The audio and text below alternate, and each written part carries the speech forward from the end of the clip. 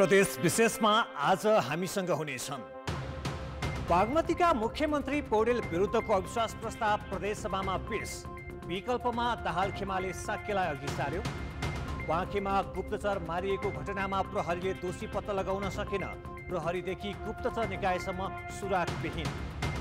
सुरक्षाको कारण देखाउँदै रक्सोल डिपोबाट आयात हुने इन्धनको आपूर्ति बन्द। 300 किलोमिटर टाढाबाट ढुवानी। र पहिलो चरणमा उत्साहजनक काम भए पनि फेरि बवाई डाइभर्सन दोस्रो चरणको काम सुस्त। 1 वर्षमा 12% मात्र प्रगति। नमस्कार, म विकास थपलिया। यी थिए प्रदेश विशेषमा आजका सामग्री।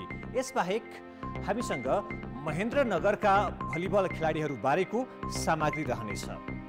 हेर्दै गर्नुहोस् प्रदेश विशेष, समाचार, समीक्षा र सन्देश।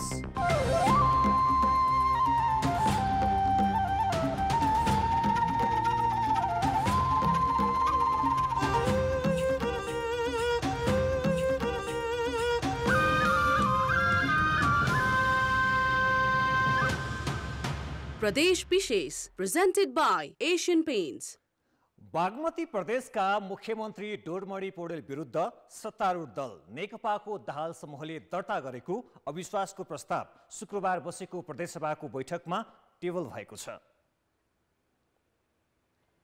गएको पुस 10 गते प्रदेशसभा सचिवालयमा 45 जना सांसदको हस्ताक्षर सहित अविश्वासको प्रस्ताव दर्ता गरिएको थियो।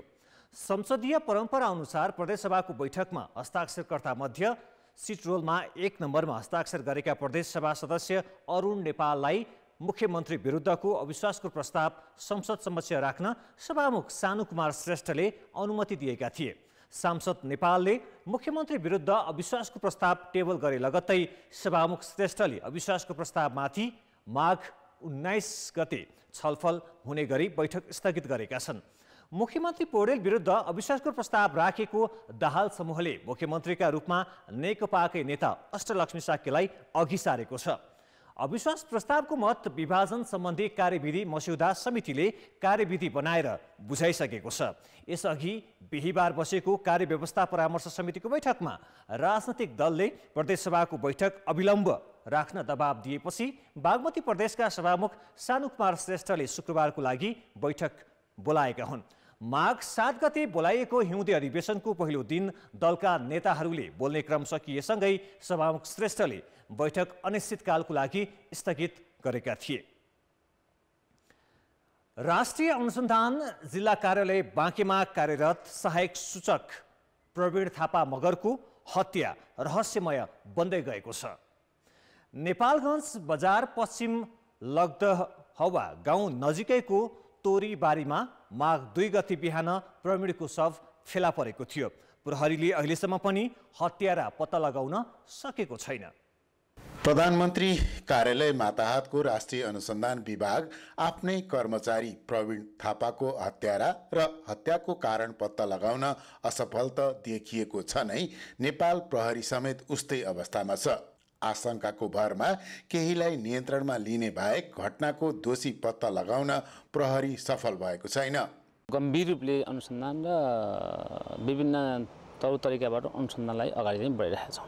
प्रहरीले हत्यारा पत्ता लगाउन घटनास्थलमा तालिम प्राप्त कुकुरको प्रयोग गरेको थियो।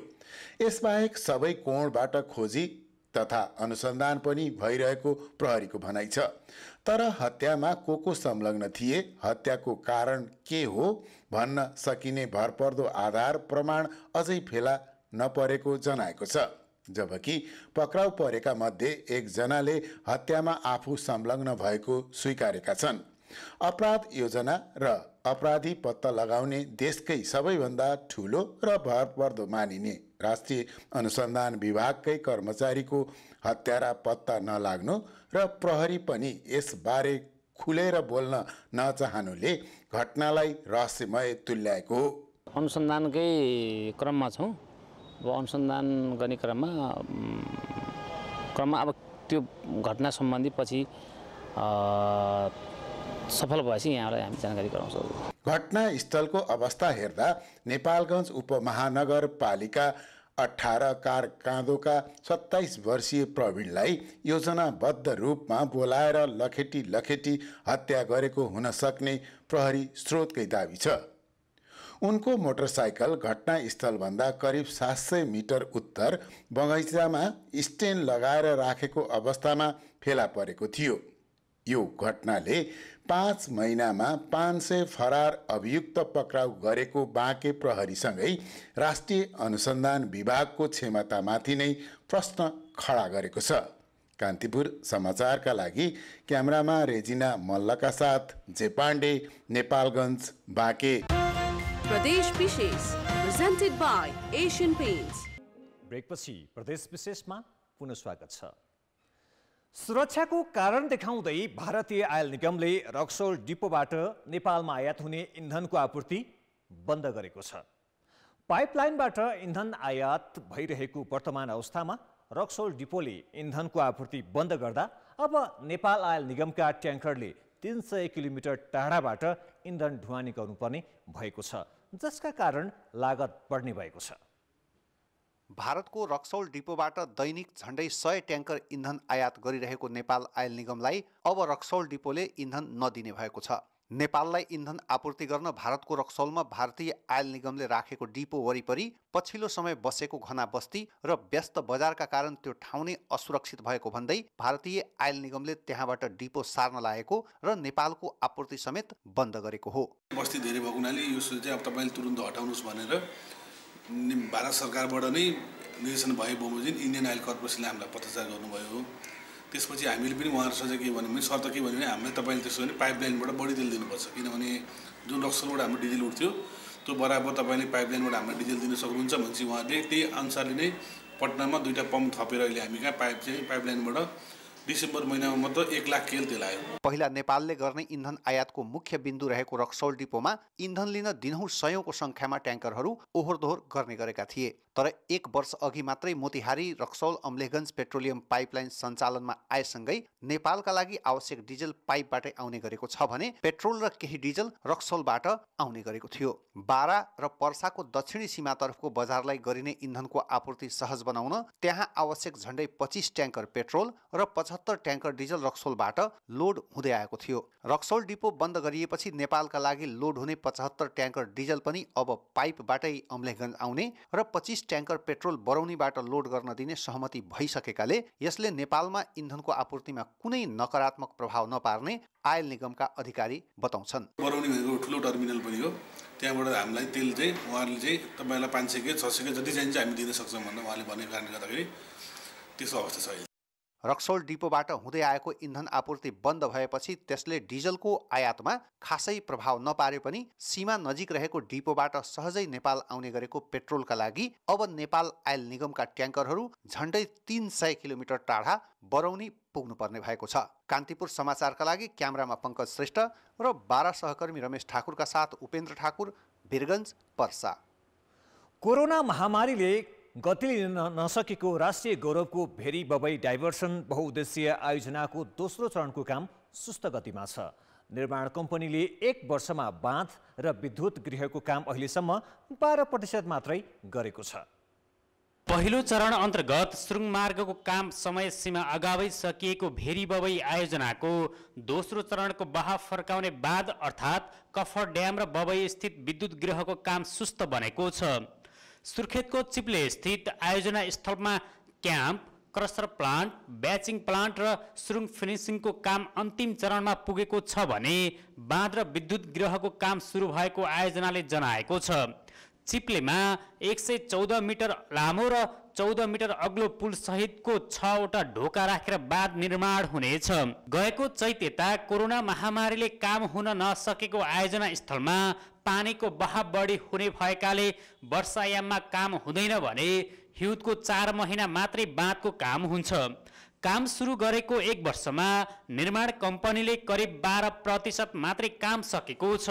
अहिलेसम्म त 12-13% काम सम्पन्न भइसकेको छ। कफर ड्यामहरू सम्पन्न गर्न गइरहेका छौँ। जब कफर ड्याम सम्पन्न भयो भने हामीले वर्किङ एरिया चाहिँ ड्राई पाउँछौँ अनि हामी काम फटाफट काम गर्न सक्छौँ। बाँध र विद्युत गृह निर्माणको जिम्मा पाएको चिनिया निर्माण कम्पनी ग्वाङडोन तथा नेपालको रमण निर्माण जेभी र आयोजना बीच 2076 साउनमा ठेक्का सम्झौता भएको हो।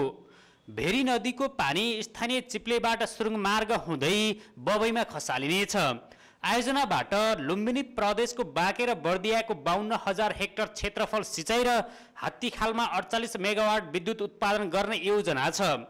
बाँध र विद्युत गृहको बाँकी काम तोकिएकै समयमा सकिने आयोजनाको दाबी छ। कोभिडको कारणले गर्दा अलिकति ल्याग चाहिँ काम भएकै हो, तर अहिले जुन फिल्डमा मेन पावरहरू छन्, रिसोर्सहरू मोबिलाइजेसन भएको छन्, म्यानेजमेन्ट भएको छ र काम पनि प्रगतिमा गएको देख्दा अहिले टाइममै सक्छ भन्ने हामीलाई लाग्छ। नेपाल सरकारले पहिला कालो सूचीमा रहेको निर्माण कम्पनी भएको हुनाले हामीले आशंका के छ भने अझै यसले समयमा काम पुरा गर्दैन कि भन्ने ठुलो हामीलाई चाहिँ आशंका छ।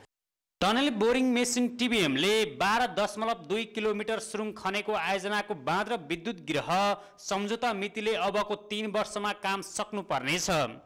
दोस्रो चरणको काम 9 अर्ब लागत अनुमान गरिएकोमा निर्माण कम्पनीले 6 अर्ब 16 करोड 52 लाख अर्थात् लागत अनुमान भन्दा 34% कम लागतमा काम सक्ने गरी ठेक्का लिएको छ। सडक विभागले कालो सूचीमा राख्न निर्देशित गरेको र विवादित बनेको रमणजेवी कम्पनीले 1 वर्षको अवधिमा 12% मात्रै काम सकेकाले तोकिएको समयमै काम सकिनेमा आशंका उब्जिएको छ। कान्तिपुर समाचारका लागि क्यामेरामा नवीन शाहीका साथ कमल पन्त र पूर्ण बहादुर खड्का, सुर्खेत। कञ्चनपुरको महेन्द्रनगरमा रहेको भलिबल प्रशिक्षण केन्द्रमा महिला तथा पुरुष गरी 60 जना भन्दा बढी युवा खेलाडी प्रशिक्षणमा छन्। ती मध्ये 24 जनालाई राष्ट्रिय खेलकुद परिषदले प्रतिभावान खेलाडीमा छनौट गरेको छ। विभिन्न परिवारका युवा खेलाडीले खेलकुद परिषदबाट प्रोत्साहन पाएपछि उनीहरू अहिले उत्साहित बनेका छन्।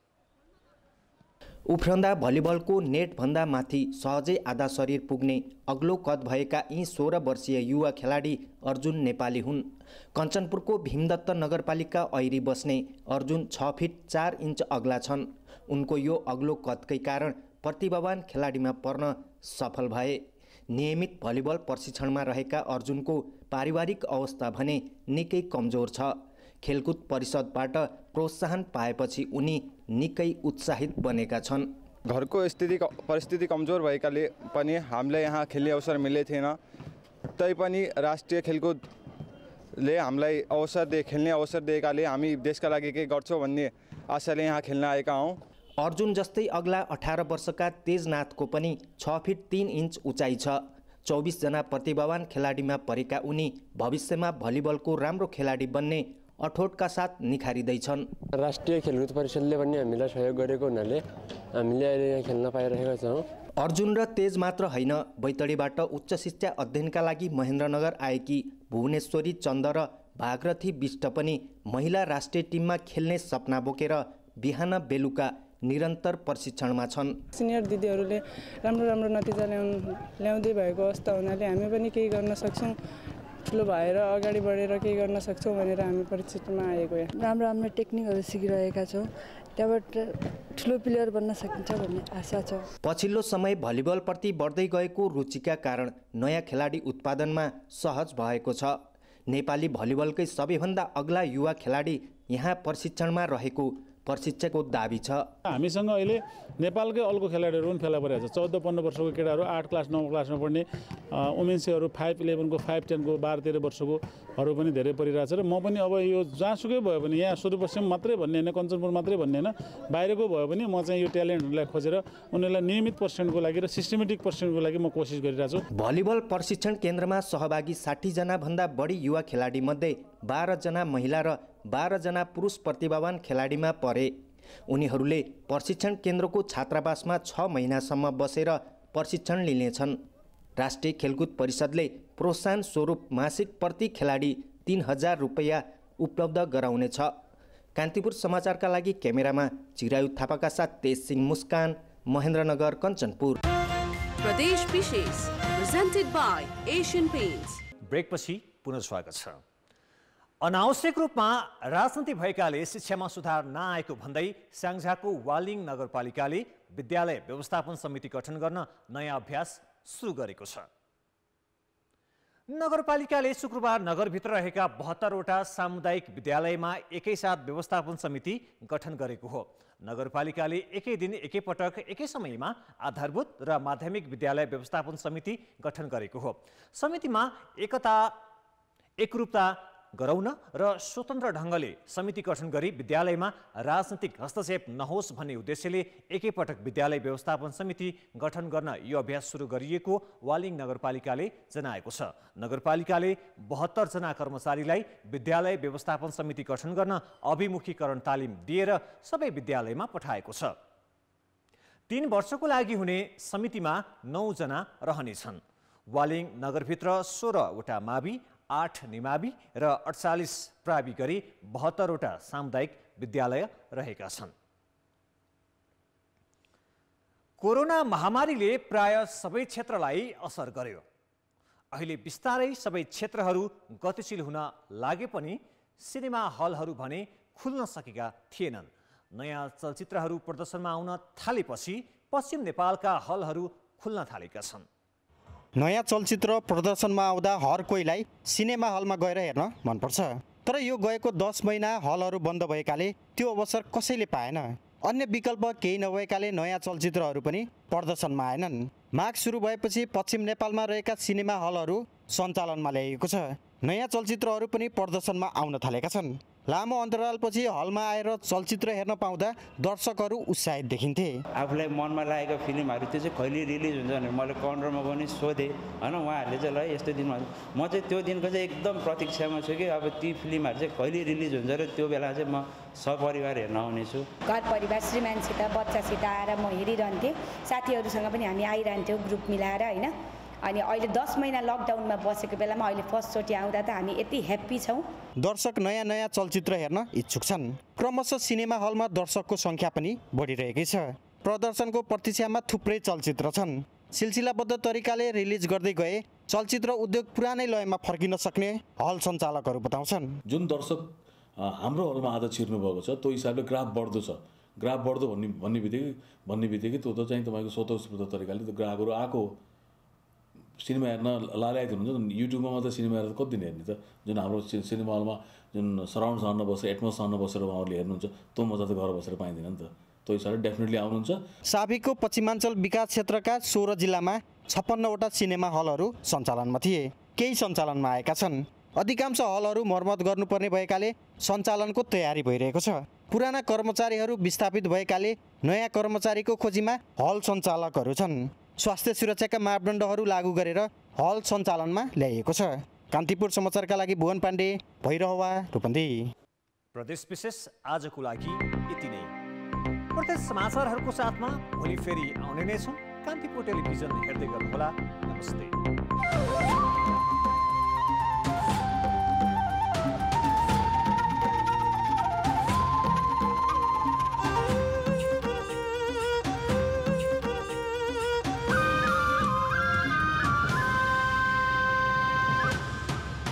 प्रदेश विशेष